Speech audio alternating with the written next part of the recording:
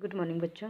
तो बच्चों जो है आज का टॉपिक है हमारा एनाटॉमी ऑफ अर्थवॉर्म। ठीक है, इससे जो लास्ट क्लास थी बच्चों उसमें हमने जो है आपकी जो है अर्थवॉर्म की जो है मॉर्फोलॉजी देखी थी। ठीक है, जिसमें कि हमने देखी थी कि किस किस तरीके से जो है अर्थवॉर्म के जो है क्या होते हैं एक्सटर्नल फीचर्स की, जहाँ पर हमने बात करी थी। ठीक है, आज जो है बच्चों हम जो है क्या करेंगे, देखेंगे कि जो अर्थवॉर्म होता है उसका जो है एनाटॉमी क्या होती है। ठीक है, तो सबसे पहले तो एनाटॉमी का मतलब बच्चों जो है क्या होती है कि यानी कि जहाँ पर हम जो है उसके इंटरनल स्ट्रक्चर्स के बारे में स्टडी करेंगे। ठीक है, तो अब इसके इंटरनल स्ट्रक्चर्स की बात हो रही तो सबसे पहले हम जो है पढ़ेंगे इसके डाइजेस्टिव सिस्टम के बारे में। ठीक है, यानी कि आपका डाइजेस्टिव सिस्टम ऑफ अर्थवॉर्म। ठीक है, तो सबसे पहली चीज़ जो होती है बच्चों की, जो अर्थवॉर्म होता है उसका जो डाइजेस्टिव सिस्टम होता है वो कंप्लीट डाइजेस्टिव सिस्टम या कंप्लीट एलिमेंट्री कैनाल होती है इसमें। ठीक है, यानी कि माउथ से स्टार्ट होता है और एनस पे कंप्लीट होती है। ठीक है, तो जिसमें जो है आपका जो है माउथ से बिगनिंग होती है।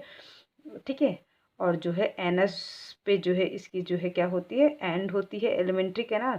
तो इसको कहा जाता है आपका कंप्लीट एलिमेंट्री कैनाल। ठीक है, तो इसका मतलब जो है क्या है कि जो इसकी एलिमेंट्री कैनाल है वो भी जो है क्या हो रही है, माउथ से स्टार्ट हो रही है और एनस पर जाकर क्या हो रही है, उसका एंड हो रहा है। ठीक है, अब आता है कि सबसे पहले सेगमेंट में, यानी कि हमने कहा था कि अर्थवॉर्म में सेगमेंट होते हैं। ठीक है, तो यानी कि सबसे पहले सेगमेंट में क्या होगा, आपका माउथ प्रेजेंट होगा और देन सबसे लास्ट वाला सेगमेंट में आपका क्या प्रेजेंट होगा, एनस प्रेजेंट होगा। ठीक है, और एनस के ज़रिए ही जो भी एक्सक्रीटा है वो जो है बाहर रिमूव होगा। ठीक है, तो अब जो है सबसे पहले तो जो है बच्चों क्या होता है कि जो अर्थवॉर्म होता है, ये हमने आपको पहले भी कहा था कि जो अर्थवॉर्म होता है, ये पहले वाली वीडियो में भी आपको बताया था कि जो अर्थवॉर्म होता है ये क्या होता है, सॉइल में रहता है। ठीक है, दिन में जो है ये बरो बनाकर जो है सॉइल के अंदर रहता है।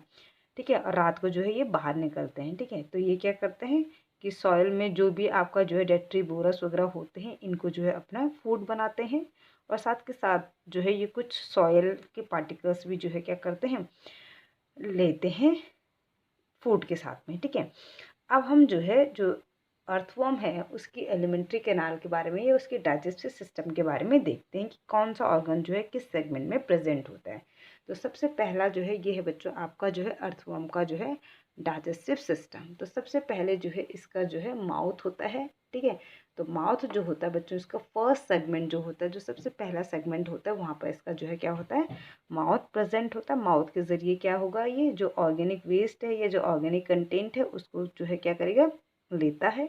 ठीक है, और उसके बाद जो है उसके बाद जो है बच्चों फर्स्ट से स्टार्ट होकर जो है और थर्ड पर जो है क्या होती है, बक्कल कैविटी होती है ना, यानी कि माउथ के अंदर की जो कैविटी होती है उसको बक्कल कैविटी कहा जाता है। तो जो बक्कल कैविटी होती है वो फर्स्ट टू थर्ड सेगमेंट में इसकी प्रेजेंट होती है। तो फर्स्ट सेगमेंट में माउथ हो गया और फर्स्ट टू थर्ड तक जो है बकल कैविटी होती है। ठीक है, देन उसके बाद जो है थर्ड फोर्थ सेगमेंट में जो है बच्चों क्या होता है, फेरिंग्स होता है। ठीक है, फोर्थ सेगमेंट में क्या होता है, इसका फेरिंग्स होता है। और फिफ्थ सेगमेंट में जो है बच्चों इसका जो है यानी कि फिफ्थ टू सेवन सेगमेंट में जो है इसका क्या होता है, ईसोफेगस होता है।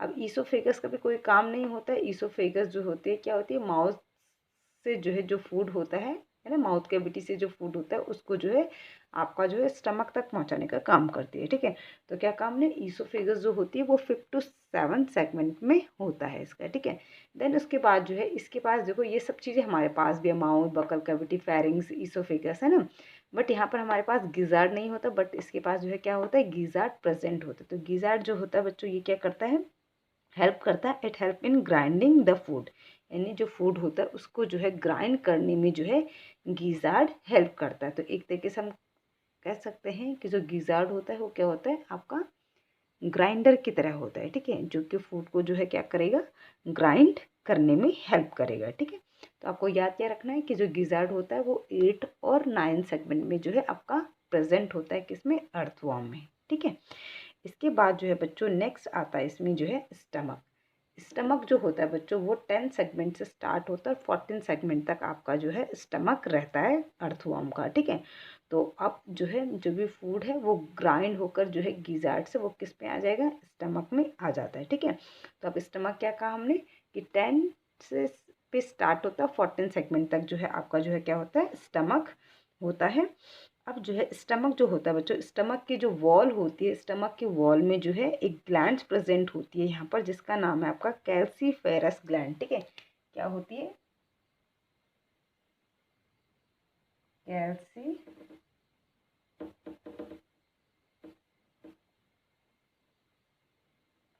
ग्लैंड। ठीक है, ये कहाँ प्रेजेंट होती है? स्टमक की वॉल में जो है ये कैल्सीफेरस ग्लैंड प्रेजेंट होती है। और इसका काम क्या होता है बच्चों? क्योंकि जो है आपका जो अर्थवर्म होता है वो क्या करता है, जो ह्यूमस होता है उसको लेता है। ठीक है, तो उसमें जो है क्या होता है, बहुत ज़्यादा ह्यूमिक एसिड होता है। ठीक है, तो इसलिए जो है उस ह्यूमिक एसिड को जो है न्यूट्रलाइज करने के लिए जो है यहाँ पर एक ग्लैंड होती है जिसका नाम है कैल्सीफेरस ग्लैंड।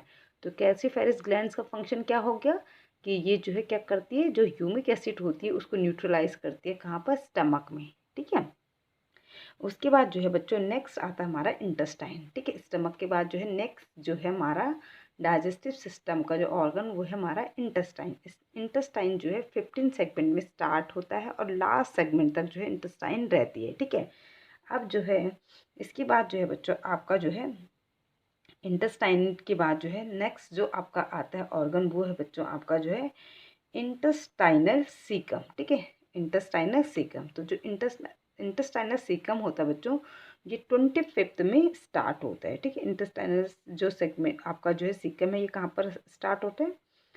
25th सेगमेंट में ये स्टार्ट होता है।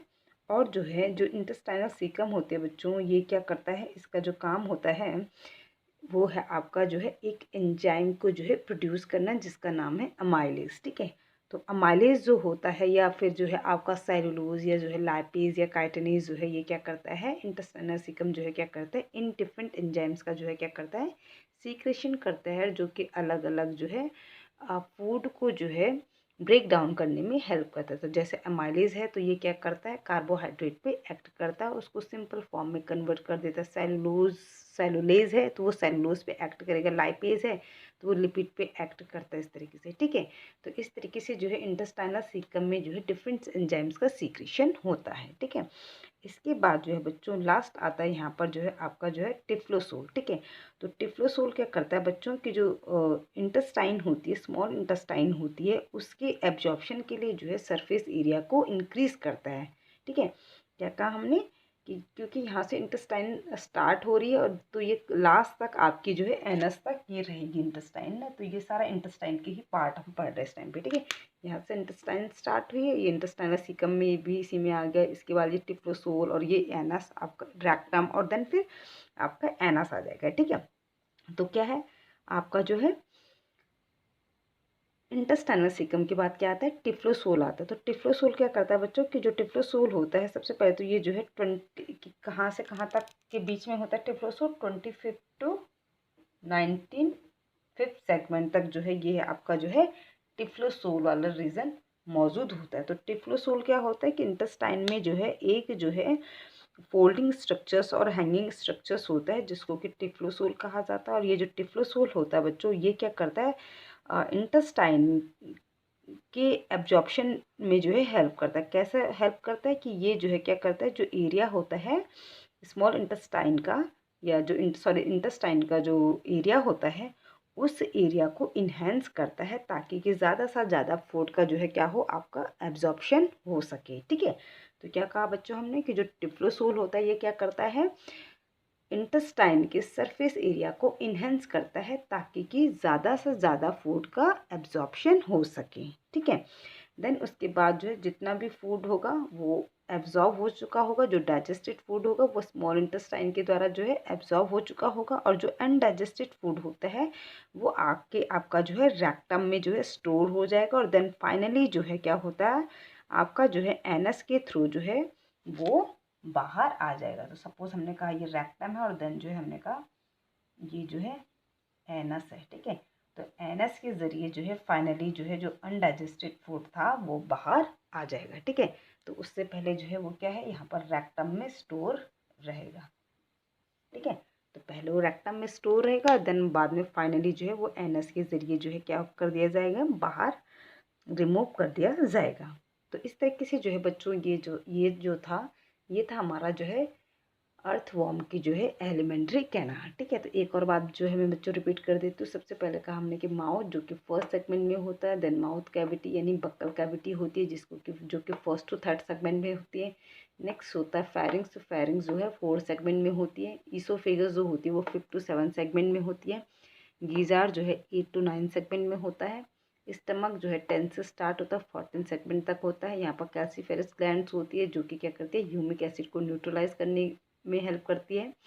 इंटेस्टाइन होती है 15 टू लास्ट सेगमेंट तक। ठीक है, इसके बाद जो है इंटेस्टाइनल सीकम होती है जो डिफरेंट एंजाइम्स का सीक्रेशन करती है। उसके बाद टिफ्लोसोल होता है। टिफ्लोसोल जो है एक हैंगिंग और फोल्डिंग स्ट्रक्चर्स होता है जो कि क्या करता है, इंटेस्टाइन के जो है सरफेस एरिया को इन्हेंस करता है ताकि कि ज़्यादा से ज़्यादा क्या हो सके, डाइजेस्टेड फूड का एब्जॉर्प्शन हो सके। ठीक है, उसके बाद फाइनली जो अनडाइजेस्टेड फूड होता है वो रेक्टम में आकर स्टोर हो जाता है और देन फाइनली जो है एनएस के ज़रिए जो है उसको जो है क्या कर दिया जाता है, बाहर रिमूव कर दिया जाएगा। ठीक है बच्चों, तो ये था बच्चों जो है हमारा एलिमेंट्री कैनाल ऑफ अर्थवर्म या फिर digestive system of earthworm. Okay, thank you.